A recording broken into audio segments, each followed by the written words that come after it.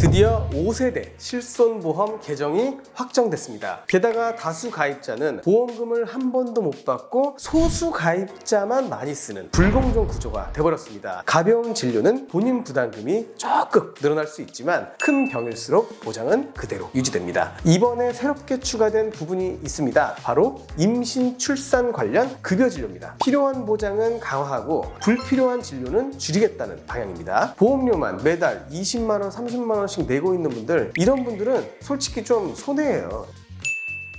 안녕하세요, 보험 대통령입니다. 드디어 5세대 실손보험 개정이 확정됐습니다. 이번 변화는 단순한 세대 교체가 아닙니다. 보험료는 낮추고 꼭 필요한 보장은 강화하면서 실손보험 본연의 기능에 집중하는 게 핵심인데요. 특히 1세대, 2세대 실손보험을 가지고 계신 분들에게는 지금 유지할지 아니면 새로 전환하는 게 나을지 아주 중요한 판단 기준이 될 수 있습니다. 오늘 영상에서는 5세대 실손보험의 핵심 변화와 기존 가입자에게 어떤 선택이 유리할지 쉽게 정리해 드리겠습니다.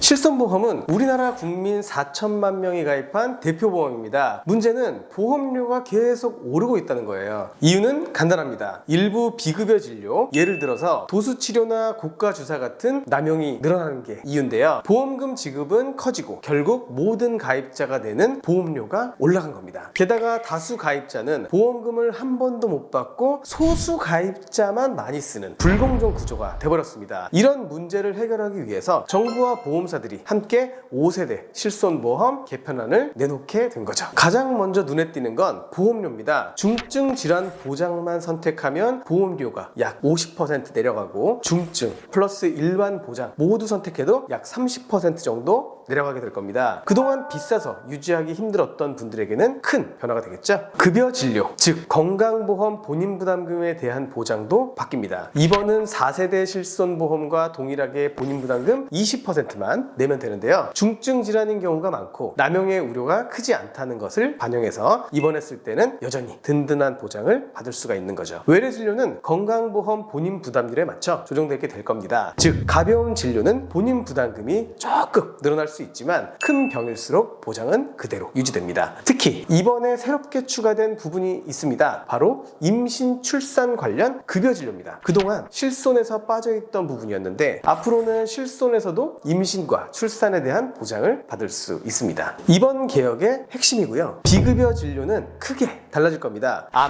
뇌혈관, 심장질환 같은 중증 비급여는 지금처럼 보장이 똑같이 될 거고요. 오히려 상급병원 입원 시에는 연간 500만 원까지만 본인이 부담하도록 보호장치까지 새로 만들어졌습니다. 반면 도수치료나 각종 비급여 주사처럼 남용이 많은 경증 비급여는요, 본인 부담금이 50%까지 크게 늘어나고 일부 항목은 아예 보장에서 제외됩니다. 즉 필요한 보장은 강화하고 불필요한 진료는 줄이겠다는 방향입니다. 이제 가장 중요한 부분을 말씀드리겠습니다. 바로 1세대나 2세대 실손보험을 가지고 계신 분들이 도대체 어떻게 해야 되는 거냐입니다. 먼저 알아두셔야 할 점은 1세대와 초기 2세대 실손은 약관 변경 조항이 없는 거 알고 계시죠? 흔히들 재가입이라고 하는데요. 쉽게 말하면 내가 해지하지 않는 이상 지금 조건 그대로 100세까지 유지할 수 있다는 겁니다. 보험사가 마음대로 바꿀 수 없는 구조라는 거죠. 그런데 동시에 새로운 선택지가 생깁니다. 앞으로 계약 재매입 제도가 도입되는데 이건 보험사가 가입자에게 일정한 보상을 하고 계약을 정리해서 5세대 실손으로 갈아탈 수 있게 해주는 제도예요. 물론 강제는 아닙니다. 내가 원하지 않으면 계속 유지하시면 됩니다. 그럼 어떤 분은 유지가 더 좋고 어떤 분은 전환이 더 좋을까요? 쉽게 예를 들어서 설명드릴게요. 첫 번째는 유지하는 게 나은 경우인데요. 병원을 자주 다니는 분들, 특히 도수치료, 각종 주사치료 같은 비급여 진료를 자주 받으시는 분들, 이런 분들은 기존 실손이 여전히 유리할 수 있습니다. 왜냐하면 5세대에서는 방금 설명드렸듯이 이런 비급여 보장 확연히 줄어들거나 빠지게 되거든요. 보험료는 비싸도 실제로 자주 쓰는 분들에겐 보장이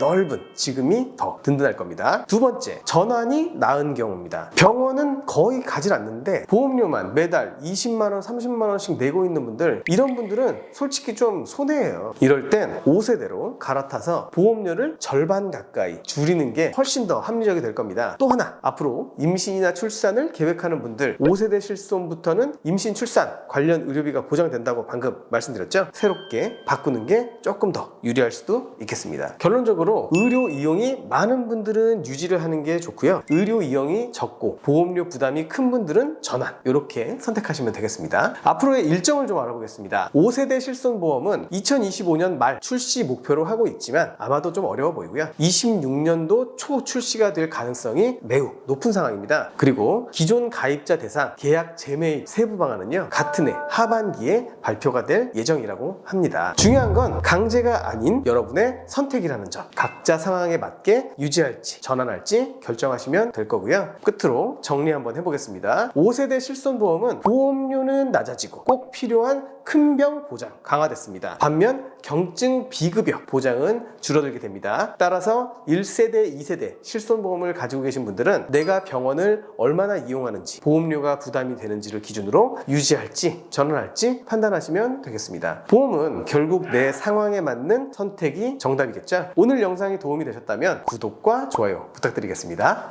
감사합니다. 본 광고는 손해보험 광고 심의 기준을 준수하였으며 유효기간은 심의일로부터 1년입니다.